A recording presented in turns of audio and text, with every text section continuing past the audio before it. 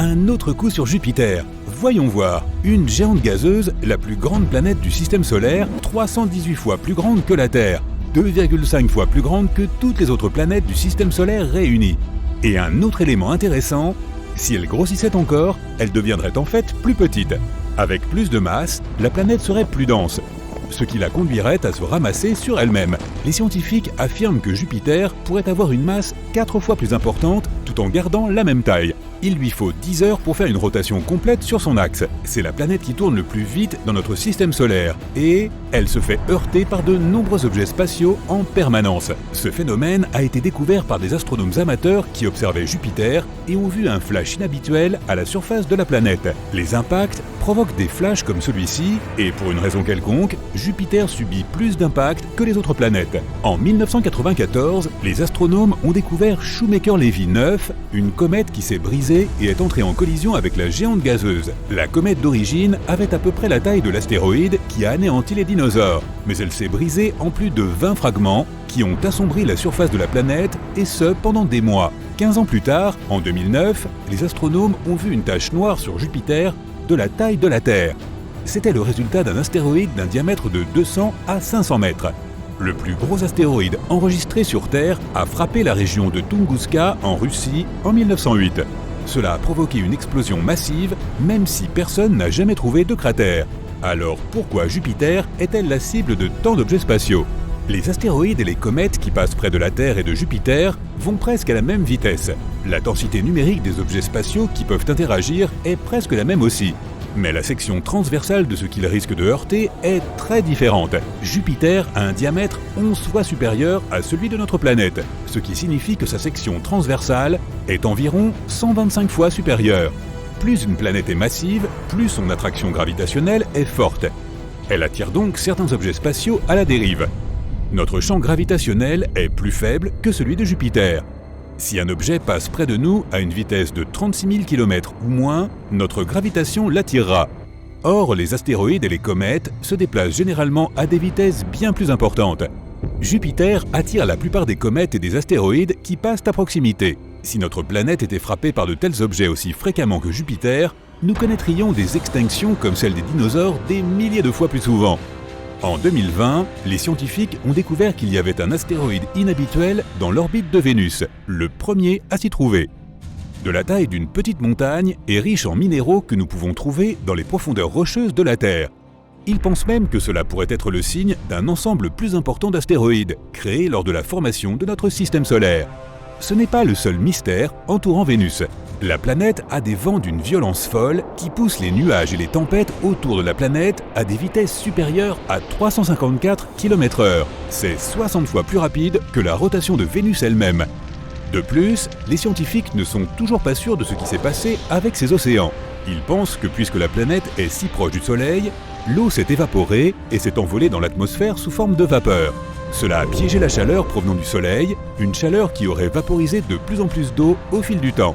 Vénus avait probablement un environnement comme sur Terre, mais il y a très longtemps. Selon cette théorie, de nombreuses comètes et astéroïdes se sont écrasés sur Vénus. Des milliards de morceaux de la planète volaient tout autour. Certains ont même pu s'écraser sur la Lune de la Terre. Les morceaux qui ont percuté notre planète sont probablement enterrés très profondément, car notre activité géologique est plus importante que celle de la Lune. Uranus a aussi subi une collision, mais plus grave que celle des astéroïdes. Les autres planètes de notre système solaire ont pour la plupart un axe de rotation qui pointe en quelque sorte vers le haut du plan de l'écliptique. Or, Uranus est incliné, couché sur le côté.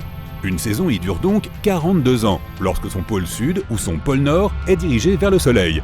La plupart des planètes tournent également dans le sens inverse des aiguilles d'une montre, lorsque tu les regardes depuis le dessus de notre système solaire. Vénus fait le contraire, ce qui signifie qu'elle a peut-être été désaxée il y a longtemps. Uranus est peut-être entré en collision avec un autre corps spatial il y a des millions d'années. Lorsque notre système solaire était encore très jeune, les configurations orbitales de Saturne et de Jupiter se sont peut-être croisées. Leurs forces gravitationnelles ont en quelque sorte créé un élan orbital et l'ont transféré à Uranus, ce qui l'a désaxé. Des millions d'astéroïdes orbitent autour du Soleil, mais il n'y en a pas tant que ça qui passent près de la Terre de temps en temps. Il n'y a donc pas de corps spatiaux dangereux qui viennent vers nous. il est prévu que nous visitions Mars dans les années 2030, et les scientifiques espèrent que Mars ne sera pas la cible de certains corps spatiaux plus gros. De nouveaux cratères se forment sur la planète rouge tous les jours ou tous les 2 jours. Ils peuvent mesurer jusqu'à 4 mètres de large, ce qui signifie qu'ils ont pu être formés par des objets de la taille d'un ballon de foot. Comme l'atmosphère y est plus fine que la nôtre, les corps plus petits peuvent y pénétrer plus facilement. La majeure partie du nord martien est constituée de basses terres lisses. Le sud est plus relevé, parsemé de cratères, et l'intérieur de la planète contient une quantité surprenante de métaux rares. Selon la théorie, c'est parce qu'un gros corps céleste est entré en collision avec Mars et a arraché une partie de sa moitié nord. Les débris de cet astéroïde ont fait le tour de la planète et se sont ensuite mélangés pour former 2 petites lunes qui orbitent autour de Mars. Nous avons aussi des roches martiennes sur Terre, trouvées dans le désert du Sahara, en Antarctique et dans d'autres endroits du globe. Certaines de ces roches contiennent du gaz qui est chimiquement le même que l'atmosphère de Mars. Les roches sont probablement issues d'une grosse explosion qui s'est produite lorsqu'un astéroïde ou un météore plus gros a été éjecté de Mars et a atterri sur notre planète. Mercure a aussi une atmosphère fine, si bien qu'elle subit beaucoup de petits impacts. Imagine que tu te réveilles, que tu ailles à ta fenêtre et que tu vois une pluie de micro-météores tous les matins. C'est ce qui se produit sur Mercure. Cet étrange phénomène météorologique façonne son atmosphère appelée exosphère. Mercure est si dense que son noyau de fer lourd représente les 2/3 de sa masse totale. Les scientifiques pensent qu'elle aurait pu être plus grande dans le passé, mais de nombreuses collisions ont fait disparaître sa surface. Elle a été constamment bombardée par des roches venues de l'espace qui ont laissé des traces sous forme de cratères. Les plaines à sa surface semblent avoir été creusées à cause de la lave volcanique qui s'est déversée et qui a ensuite lentement séché. De nombreux cratères sont remplis d'un tel matériau, ce qui signifie que quelque chose d'autre a secoué le monde de Mercure, les volcans. Un groupe inhabituel d'astéroïdes a été découvert près de Neptune. Leur taille varie, allant de grandes zones de la taille de métropole à de minuscules cailloux. On pense qu'ils viennent d'un groupe d'astéroïdes appelé la ceinture de Kuiper. Elle forme un anneau bien au-delà de Neptune. Mais ces nouveaux astéroïdes ont des couleurs différentes de ceux de la ceinture de Kuiper. Ils sont si loin du Soleil que leur surface était censée rester presque intacte. Mais ils ont une couleur similaire à des astéroïdes cuits par le Soleil autour de Jupiter. Comme le reste des planètes, Neptune reçoit la chaleur du Soleil. Mais il y a quelque chose de mystérieux à l'intérieur de la planète qui fait qu'elle génère plus de chaleur qu'elle n'en reçoit. Cela affecte son climat et Neptune a la météo la plus étrange de tout le système solaire. Des tempêtes massives, des vents d'une vitesse folle, des nuages de type cirrus qui changent constamment et rapidement. Il y a des taches sombres qui vont et viennent dans son atmosphère. Nous recevons 1000 fois plus de lumière solaire que Neptune. Les géantes gazeuses comme Saturne et Jupiter peuvent protéger notre planète des astéroïdes. Sans elles, les gros impacts qui ont créé suffisamment de débris pour former les lunes et d'autres planètes se produiraient plus souvent. Un énorme astéroïde se dirige actuellement vers Saturne et pourrait croiser au large de la Terre en 2031. Il est plus de 10 fois plus gros que l'astéroïde qui a anéanti les dinosaures. Titan, l'une des lunes en orbite autour de Saturne, 80% plus massive que notre propre Lune, est en fait la seule lune de notre système solaire qui ait une atmosphère.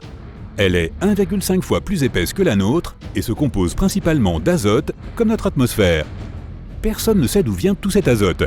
Cependant, contrairement à Saturne et à la plupart des autres endroits de notre système solaire, sa Lune a un réel potentiel pour accueillir la vie.